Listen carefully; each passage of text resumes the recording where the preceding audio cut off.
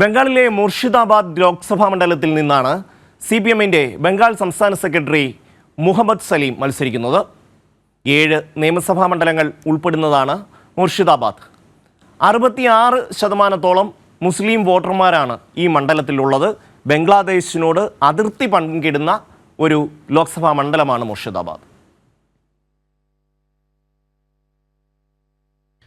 CPM സംസ്ഥാന സെക്രട്ടറിയും polit bureau അംഗവുമായ മുഹമ്മദ് സലീം മത്സരത്തിന് വന്നതോടെയാണ് മുർഷിദാബാദ് ഏറെ ശ്രദ്ധിക്കപ്പെട്ടത്. TMCയിലെ അബു താഹിർ ഖാനാണ് നിലവിലെ MP. അദ്ദേഹം വീണ്ടും ജനവിധി തേടുന്നു. ഗൗരിശങ്കർ ഘോഷാണ് BJPയുടെ സ്ഥാനാർത്ഥി. 66% വരുന്ന മുസ്ലിം വോട്ടുകൾ ഭിന്നിച്ചു മാറിയാൽ ഹിന്ദു വോട്ടുകൾ ഏകീകരിച്ച് തനിക്ക് വിജയിക്കാൻ കഴിയുമെന്ന പ്രതീക്ഷയാണ് BJPക്കുള്ളത്.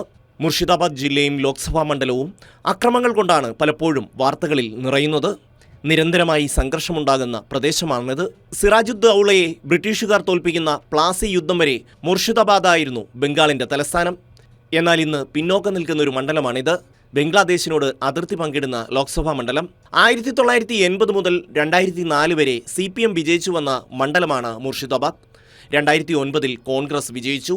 2014 വീണ്ടും CPMും 2019 TMCയും ഇവിടെ നിന്ന് ജയിച്ചു. പൗരത്വ ഭേദഗതി നിയമങ്ങളും TMCക്കെതിരെയുള്ള അഴിമതി ആരോപണങ്ങളും തൊഴിലില്ലായ്മയും എല്ലാം തെരഞ്ഞെടുപ്പിൽ ചർച്ചയാകുമെന്ന് CPM സ്ഥാനാർത്ഥി മുഹമ്മദ് സലീം പറയുന്നു. കേന്ദ്രം ഭരിക്കുന്ന BJPക്കും ബംഗാൾ ഭരിക്കുന്ന TMCക്കുമെതിരായി വലിയ ജനരോഷം ഉയർന്നിട്ടുണ്ടെന്നും അദ്ദേഹം ചൂണ്ടിക്കാണിക്കുന്നു. കഴിഞ്ഞ നിയമസഭാ തെരഞ്ഞെടുപ്പിൽ 41.57% വോട്ട് നേടിയാണ് TMC സ്ഥാനാർത്ഥി ഇവിടെ വിജയിച്ചത്.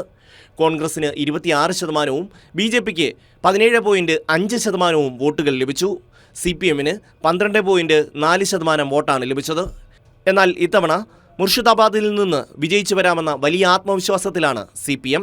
മുഹമ്മദ് സലീമിനെ പാർലമെന്റിൽ എത്തിക്കുക എന്നുള്ളതാണ് CPMന്റെ ഏറ്റവും പ്രധാന ലക്ഷ്യം. കോൺഗ്രസിനും മുഹമ്മദ് സലീം പാർലമെന്റിലെത്തണമെന്ന് താൽപ്പര്യമുണ്ട്. അതുകൊണ്ട് തന്നെ യാതൊരു ഭിന്നതയുമില്ലാതെ അതിശക്തമായ പോരാട്ടത്തിലാണ് ഇടത് കോൺഗ്രസ് പക്ഷം. ആകെ 42 ലോക്സഭാ സീറ്റുകളാണ് പശ്ചിമ ബംഗാളിൽ ഉള്ളത്. Election desk, Kairali news.